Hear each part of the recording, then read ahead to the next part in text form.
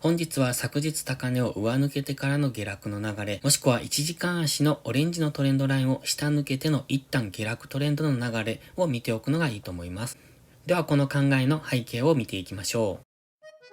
おはようございます。たかしです。本日は8月18日金曜日、ただいま9時27分。それではポンド円のトレードポイントを見ていきましょう。最初にお知らせです。有料のノートを始めました。プライム投稿の一部を切り売りする形で配信しています。プライム投稿では情報量が多すぎるという方に向けての配信です。お好きな通貨ペアを選んでご購読ください。また今月末にはお得なセット販売もご用意しております。詳細は概要欄をご覧ください。それではポンド円、冷やしから見ていきましょう。現在冷やしは緑のボックス、過去のレンジですね。ここを上抜けて、そこへ今調整の下落をするのかなというところに入ってきました。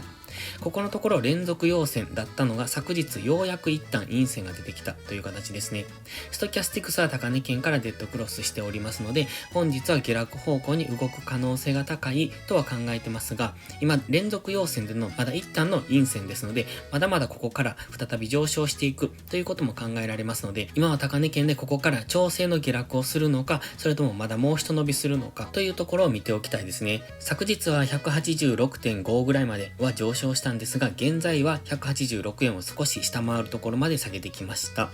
本日ここからまだもう少し下げるのか、もう一度昨日高値を目指して上昇するのかというところに注目です。ただしインジケーターは少し上値が重くなってきていると思いますので、一旦は調整の下落を待ちたいところですね。チャンネル登録してね。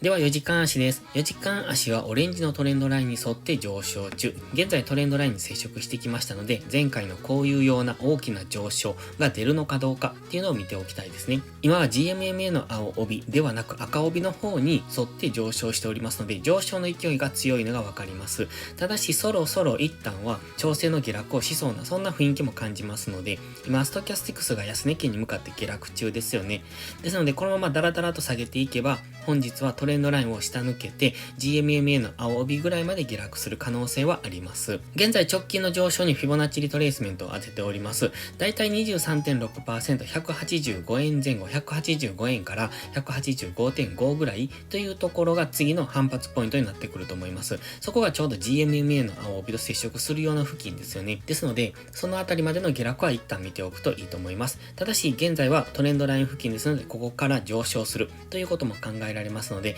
まずはトレンドラインで反発上昇するかどうか、そして昨日の高値を超えられるかどうかというところを見ておくといいと思います。ただし、このまま上昇していたとしても、日足のストキャスティクスも高値圏、4時間足もインジケーター少し怪しい雰囲気になっておりますので、あまりどんどん上昇するとは思わずに、一旦深めの押しをつける可能性の方が高いだろうというふうに考えておくのがいいと思います。では、1時間足です。1時間足では今まで GMMA の青帯に沿って上昇してきました。GMMA の青帯にぶつかればそこからの上昇という形で前回も強めの上昇になっておりました。ただ、今回 GMMA にぶつかったところで昨日上昇したんですが、結果的にはダブルトップみたいな形で今そこからの下落になっておりますね。ただし今トレンドラインにぶつかっておりますので、ここからの上昇になる可能性もあるんですが、一旦イメージとしてはこの黄色矢印もしくは緑矢印のイメージを持っております。先ほど日足、4時間足、インジケーターが少し怪しくなってきたというお話をしましたが、一旦そうなると調整の下落に入っていきますので、今 GMMA の青帯を下抜けるかどうかっていうところですので、トレンドラインを下抜けてくれば GMMA の青帯を下抜けます。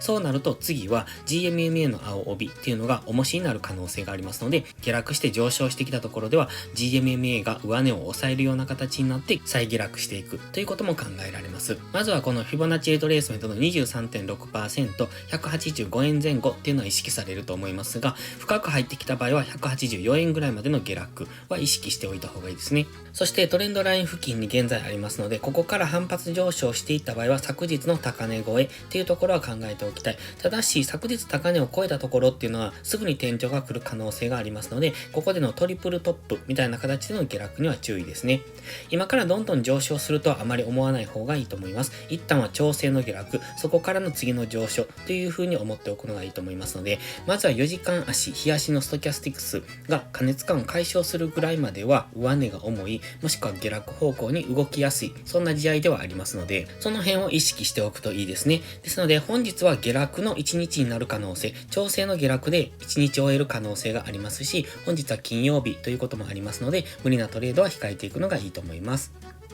それでは本日は以上です。この動画がわかりやすいと思ったらいいねとチャンネル登録をお願いします。そして最後にお知らせです。ポストプライムという SNS 限定で夕方にドル円の相場分析を無料でしてますが、プライム投稿という有料投稿もしております。こちらのプライム会員は日々の相場分析で環境認識を鍛え、週末限定動画でスキルアップをする至れり尽くせりの内容となっております。丁寧でわかりやすい解説には高い評価をいただいておりますので、気になる方はまずは2週間の無料期間からお試しください。無料期間の利用だけでも確実にレベルアップしていただける自信があります。また、プライム会員は少しハードルが高いという方は YouTube のメンバーシップをお試しください。こちらの動画も基礎力アップのためのものです。環境認識とトレードスキル向上にお役立てください。詳細は概要欄にあります。それでは本日も最後までご視聴ありがとうございました。たかしでした。バイバイ。インジケーターの使い方解説ブログを書きました。GMMA、ストキャスティクス、MACD の使い方について詳しく書いてます。まずは一度目を通してみてください。きっとスキルアップのお役に立てると思います。インジケーターは何気なく表示させるのではなく、理解して使いこなすことが大切です。また、インジケーターを使ったエントリー手法のテキスト販売を始めました。こちらは初心者から中級者向けですが、初心者の方向けの初級編もご用意しています。勝つための聖杯なんてありません。だからこそ地味にコツコツとスキルを積み上げていくものです。このテキストはそんな方のお力になれると信じています。せっかく FX を始めたのですから、明るい未来を夢見て頑張りましょう。